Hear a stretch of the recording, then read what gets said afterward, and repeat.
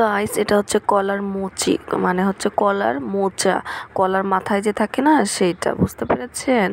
এইটা খেতে যে একটা মজা, আর রান্না করার পরে মানে আপনি এক নিমিষেই এত সুন্দর করে কিভাবে যে 2-3 প্লেট ভাত খেয়ে ফেলবেন আপনি মানে টেরও পাবেন না। তবে এটা কাটার সময় একটাই সমস্যা হচ্ছে, হাতটা একদম নষ্ট হয়ে যায়, এইটুকুই সমস্যা, আর কোনো সমস্যা নাই।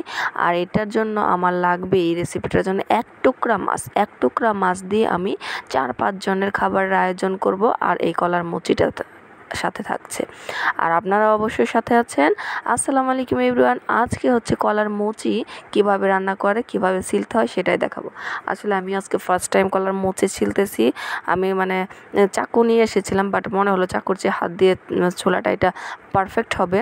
এটা হচ্ছে হাত দিয়ে ছোলার সময় দেখতেছিলাম যে মানে উইদাউট ভেজাল ছাড়া সবজি হচ্ছে এটা একদম পারফেক্ট একটা সবজি, যেটা আসলে খাওয়াটা অনেকের জন্য দুর্ভাগ্যজনক, মানে দুর্লভ, তো এর জন্য দুর্ভাগ্যজনক, অনেকেই খেতে পারেন না।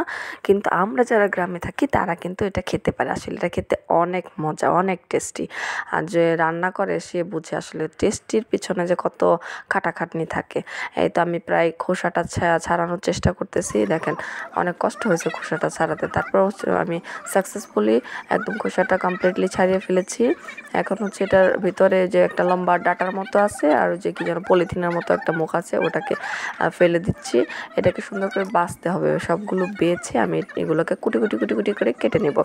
আসলে এগুলো খেতে যে মজা, মানে না খাইলে বুঝতে পারবেন না, অনেক মজা।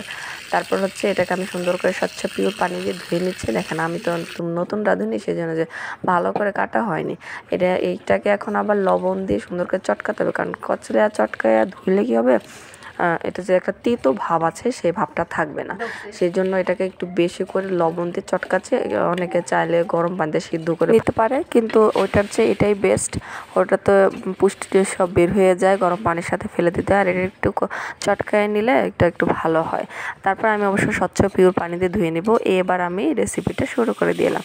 এটা হচ্ছে অ্যাজ ইউজুয়াল নর্মাল পেঁয়াজ, মরিচ, কাঁচামরিচ, কি বলে, রসুন, হলুদের গুঁড়ো, মরিচের গুঁড়ো, ধনিয়া গুঁড়ো, এগুলো দিয়ে মিক্সড। আর এই যে দেখেন স্বচ্ছ পিওর মাছ, এই মাছ থেকে জাস্ট একটা টুকরা নেব। রে ভাই, কি যে মজা লাগে! একটা টুকরাই নেব, কিন্তু মাছটা খুব সুন্দর, তাই আমি একটু ভিডিওতে দেখালাম।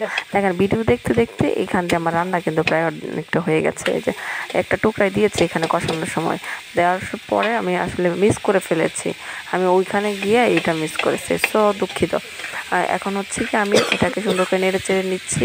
মানে এখানে যা উপকরণ ছিল সেটা দেওয়ার পর একটা মাছ দিয়ে কষিয়ে নিয়েছিলাম, তারপরে আমি ওটা দিয়ে দিয়েছি। সকাল সকাল গরম ভাত দিয়ে কলার মুচি দিয়ে ভাত খেতে খুবই মজা। এটা ছাড়া আমাদের আরেকটা তরকারি আছে, সেই তরকারিটা রান্না হয়েছে। এখানে কলা গাছের কলা কিন্তু ছিল, কাঁচকলা দিয়ে রান্নাটা হয়েছে, মাছ দিয়ে, কলা দিয়ে, ডাটা দিয়ে। আর এখানে একজন যে সে সকালবেলা মুরগিটা ছেড়ে দিয়েছে। আমার রান্না প্রায় কমপ্লিট। আপনারাও যদি কখনো সময় সুযোগ পান তাহলে এই কলার মুচি খেয়ে দেখবেন, অসাধারণ খেতে। 2 প্লেট ভাত বেশি খাবেন। আল্লাহ হাফেজ।